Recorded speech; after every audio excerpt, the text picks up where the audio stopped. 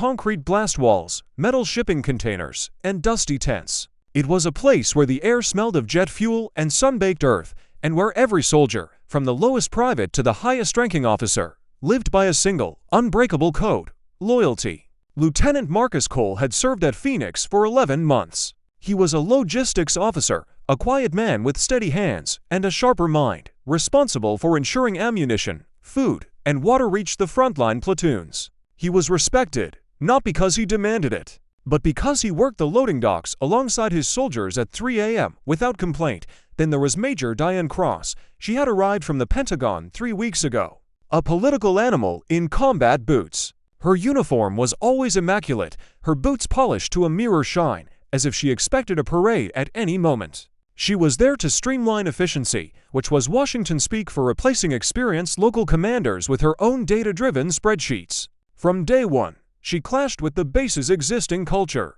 She walked past soldiers without returning salutes. She interrupted briefings with condescending corrections. And she treated the enlisted personnel as if they were faulty machinery. But her true target became Lieutenant Cole. It started small. She publicly criticized his inventory reports for a formatting error that was, in fact, her own misunderstanding of the digital system.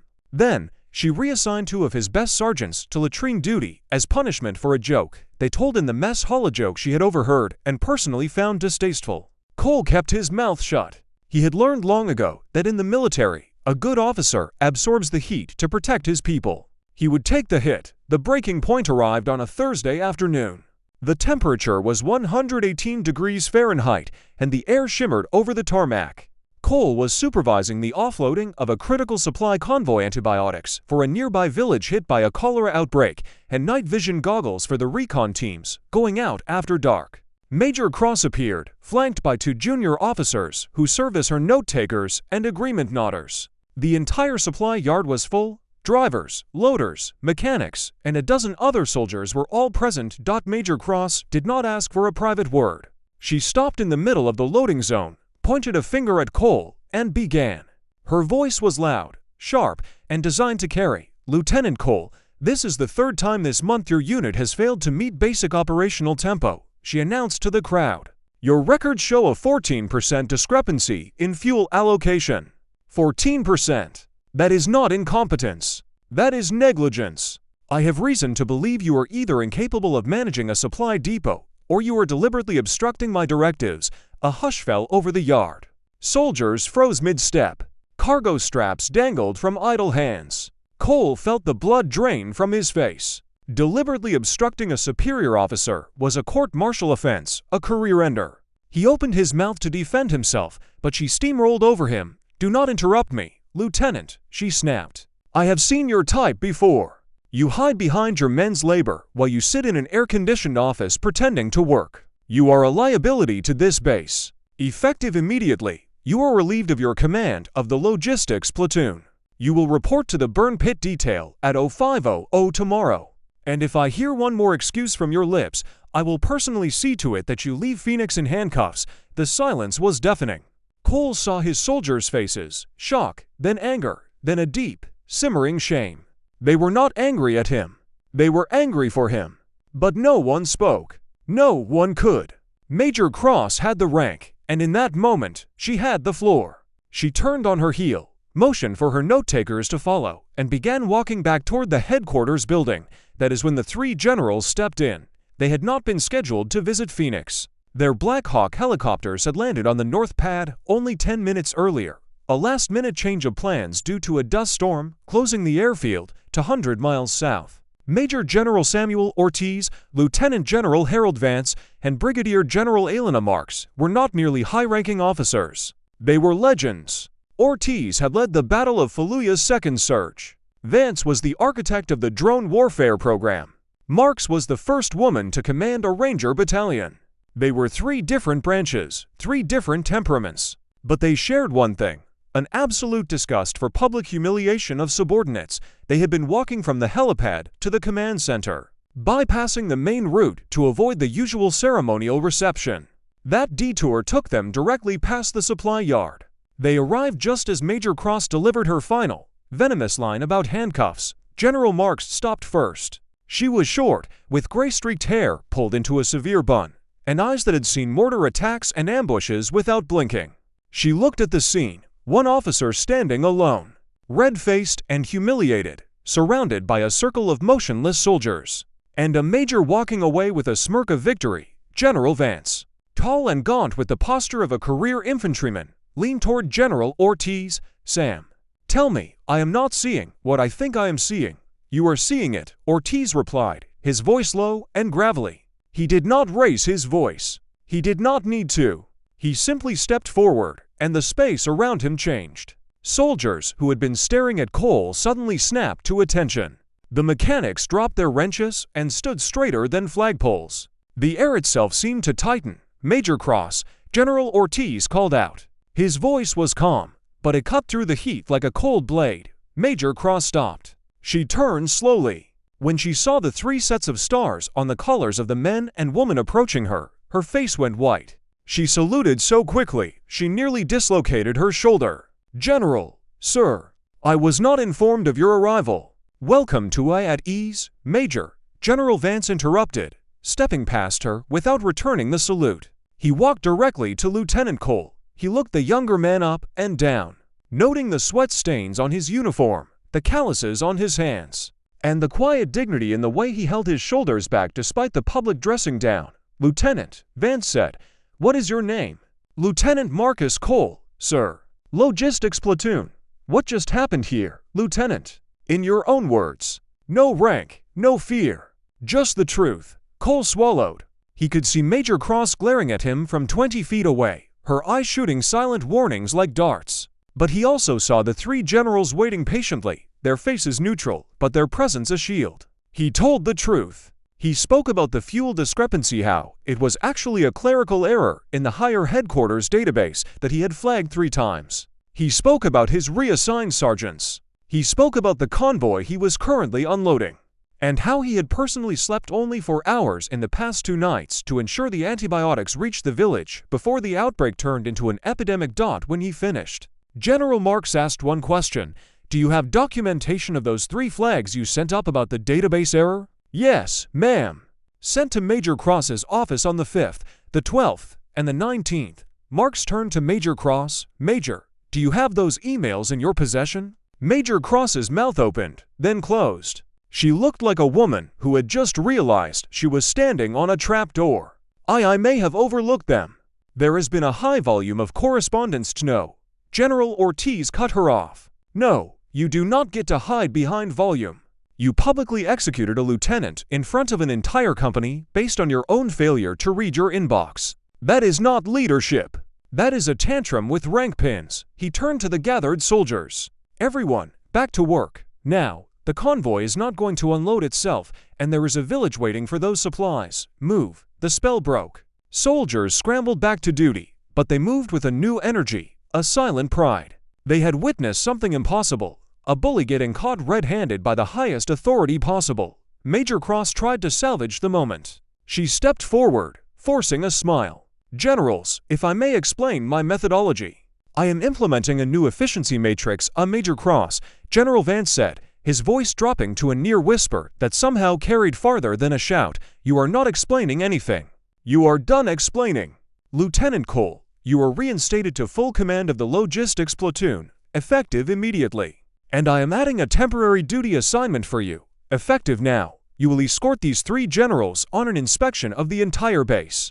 We want to see the supply yard, the motor pool, the medical tent, and the burn pit. He paused, letting the weight of the moment settle. Major Cross, Vance continued.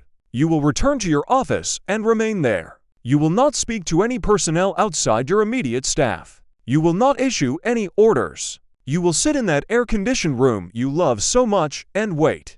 Understood. Major Cross saluted again, her hand trembling. Understood, sir.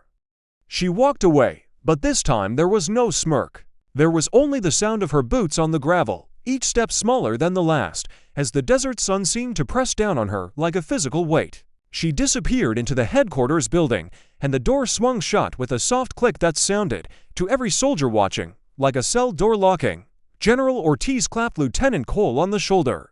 All right, Lieutenant. Show us your base. And do not sugarcoat anything. We want the real Phoenix, not the PowerPoint version. Cole led them past the fuel depot, where he pointed out the mislabeled valves that had caused the database confusion.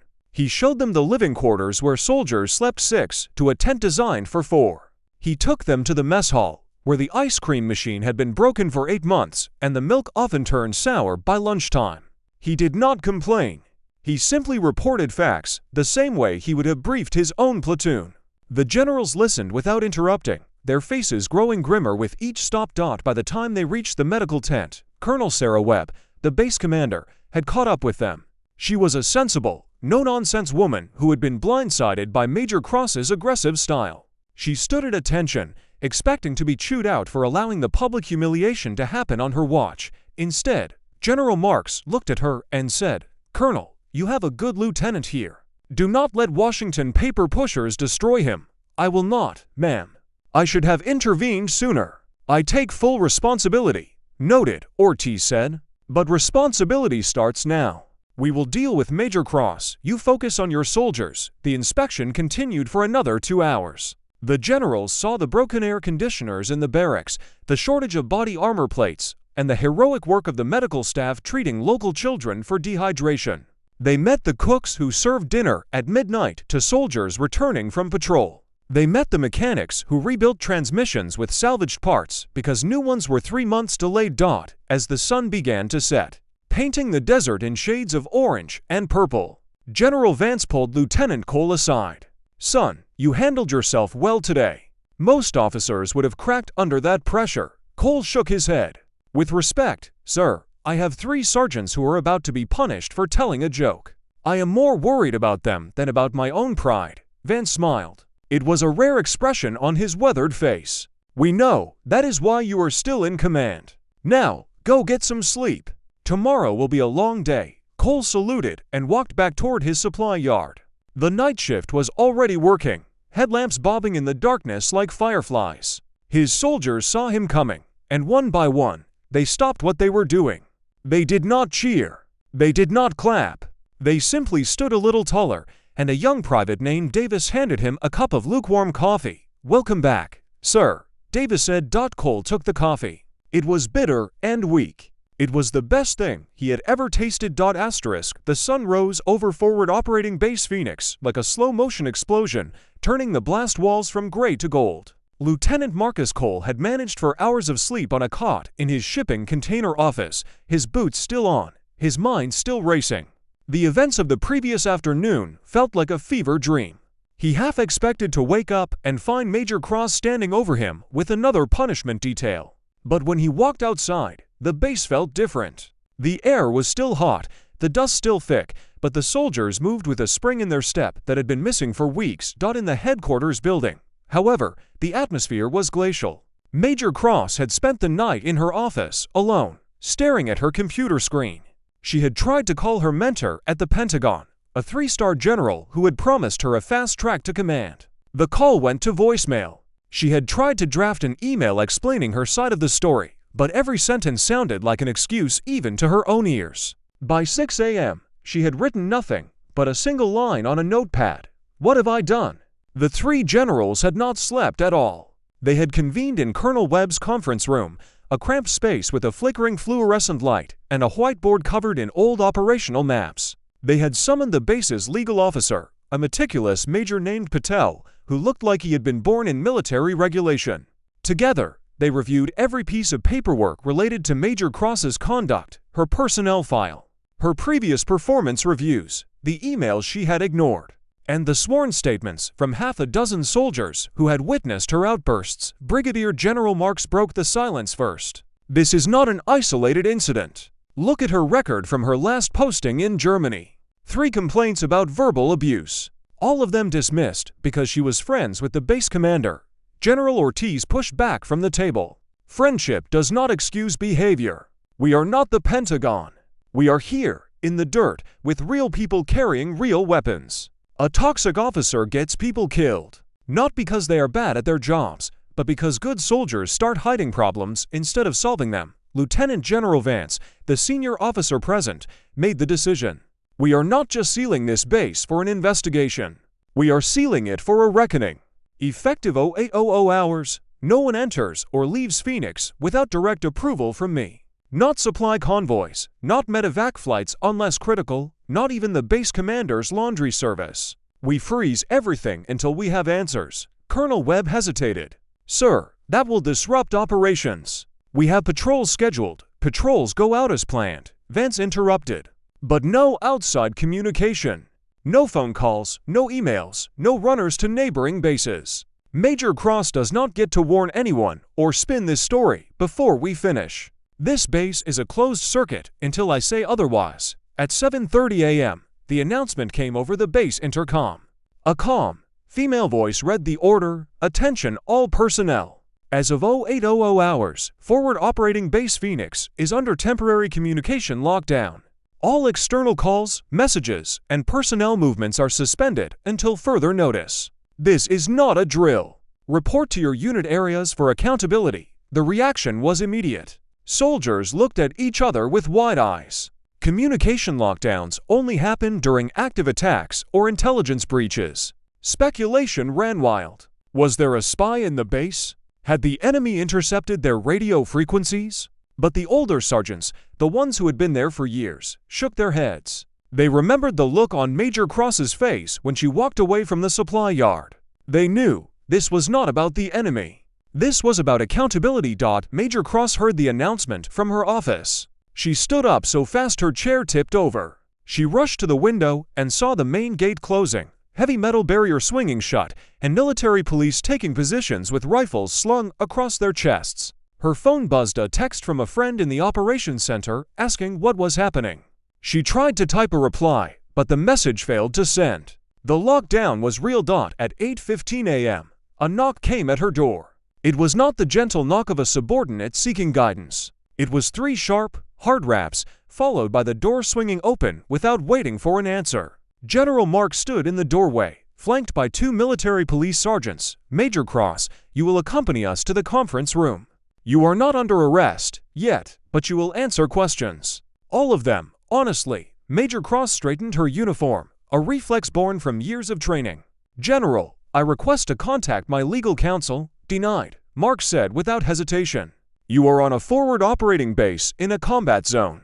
Your rights are not suspended, but your access to outside communication is. You can speak to counsel when we are done. Now move." The walk through the headquarters hallway was a gauntlet of stairs. Everyone from the janitorial staff to the intelligence analysts stopped what they were doing to watch. Major Cross kept her eyes forward, her jaw clenched, but she could feel the weight of their gazes like physical blows. She had spent 3 weeks demanding respect through fear and condescension. Now, she was getting something else entirely, the silence of an entire base watching an empire fall. In the conference room, she sat at the head of a long folding table. Facing the 3 generals and Colonel Webb, a recording device sat in the middle, its red light blinking. A stenographer, a young private first class with glasses and a nervous twitch, sat in the corner with a pad of paper. General Vance began. "Major Cross, on the record, state your full name, rank, and duty position." "Major Diane Elizabeth Cross, Logistics and Efficiency Attach. Assigned by the Office of the Deputy Chief of Staff for Operations, Major Cross. Yesterday, at approximately 14:30 hours. Did you publicly relieve Lieutenant Marcus Cole of his command duties in front of multiple witnesses?" I temporarily reassigned him pending a review of his performance." "That is not what I asked," Vance said, his voice hardening. "Did you relieve him? Yes or no?" "Yes." "Did you do so based on a 14% fuel discrepancy?" "Yes." "Did you know, at that time, that the discrepancy was caused by a database error in your own headquarters that Lieutenant Cole had flagged 3 separate times?" Major Cross paused. The room was so quiet, she could hear the hum of the fluorescent light. "I was not aware of those flags at the time, because you did not read your emails."